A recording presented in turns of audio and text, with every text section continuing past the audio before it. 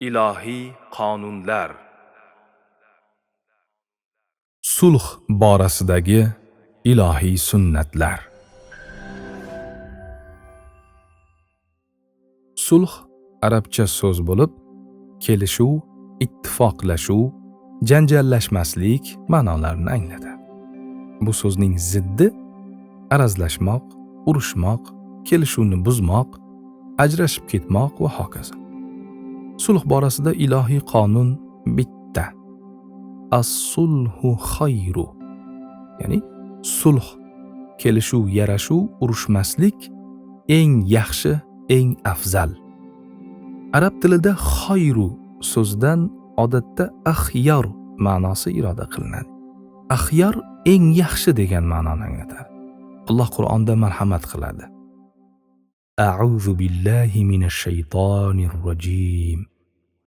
وإن امرأة خافت من بعلها نشوزا أو إعراضا فلا جناح عليهما أن يصلحا بينهما صلحا والصلح خير.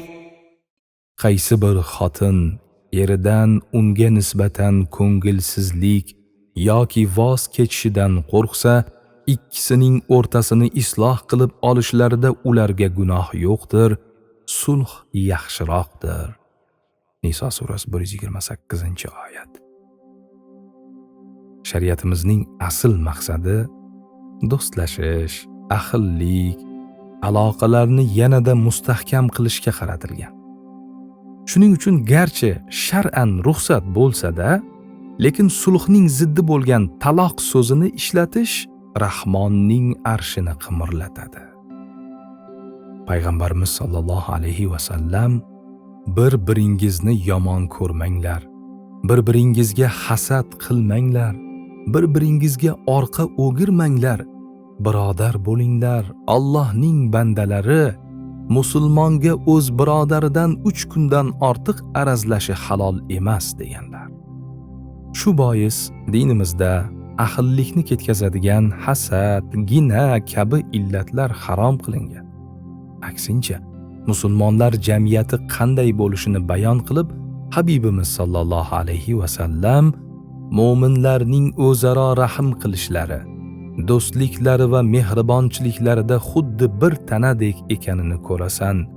Biror a'zo xastalansa, tananing qolgan joylari bedorlik va isitmalash bilan unga hamdard bo'ladi deganlar. Payg'ambarimiz sollallohu alayhi va sallam biror qabilada kelishmovchilik chiqqanidan xabar topsalar, darhol ularning orasini isloh qilardilar. Er-xotin o'rtasida janjal chiqib, bir-biri bilan arazlashib qolganda yaqinlari qarab turmasin, oilani saqlab qolishga harakat qilib yarashtirsin. Payg'ambarimiz sollallohu alayhi va sallam ro'za, namoz va sadaqa darajasidan ham afzalroq amalning xabarini beraymi dedilar. Sahobalar roziyallohu anhum ha deyishdi. U zot alayhissalom arazlashib qolganlarning orasini isloh qilish, chunki oralarning buzilishi qiruvchidir dedilar. Hadisdagi qiruvchi so'zi nima ekanini bayon qilib, Rasululloh sallallohu alayhi va sallam oralarni buzilishi qiruvchidir, uni sochni qiradi demayman, lekin dinni qiradi deganlar. Oilalar parokanda, tirik yetimlar ko'p bo'lgan jamiyat hech qachon rivoj topmaydi. Shuning uchun Habibimiz sollallohu alayhi va sallam ajrashishni qiruvchi demoqdalar.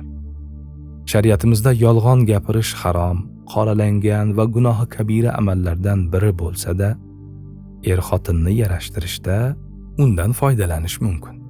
Bunda banda gunohkor emas, balki orani isloh qilgani uchun savobga ega bo'ladi. Payg'ambarimiz sollallohu alayhi va sallamdan yakunul mu'minu jabanan qol na'am, mo'min qo'rqoq bo'ladimi deb so'rashdi. U zot alayhissalom ha dedilar. Sahobalar yana so'rashdi. Qil va yakunu bakhilan qol na'am, mo'min baxil bo'lishi mumkinmi? U zot sallallohu alayhi vasallam ha dedilar.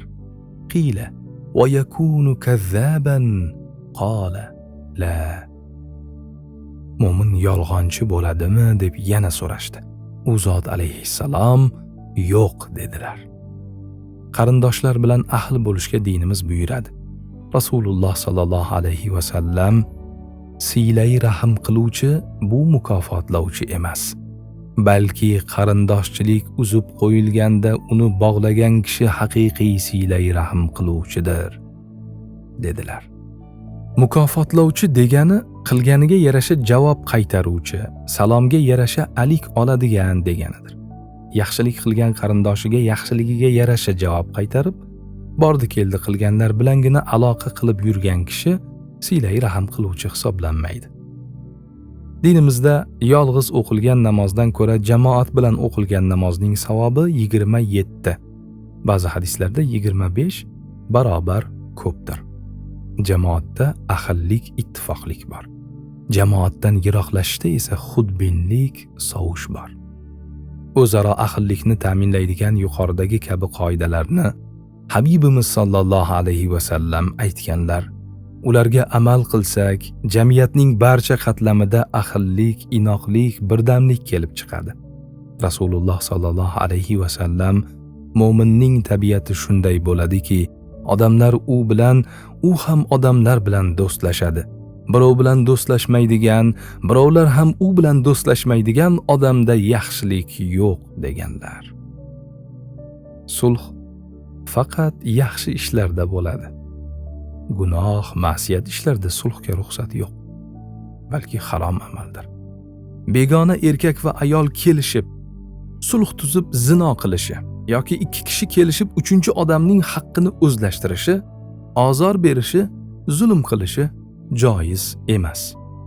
Xulosa qilib aytganda, dinimiz birdamlikka chaqiradigan, inson manfaatlarini ko'zlaydigan, odamlarga yaxshilik ulashadigan har qanday bitimni, sulhni qo'llab-quvvatlaydi va shunga targ'ib qiladi.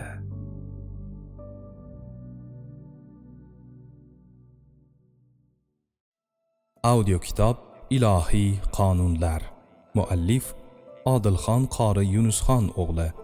Mas'ul muharrir Davron Nurmuhammad. Matnni Abdulqayyum Ismoil o'qidi. Audioni Subhan Muslim tayyorladi. Davomi bor.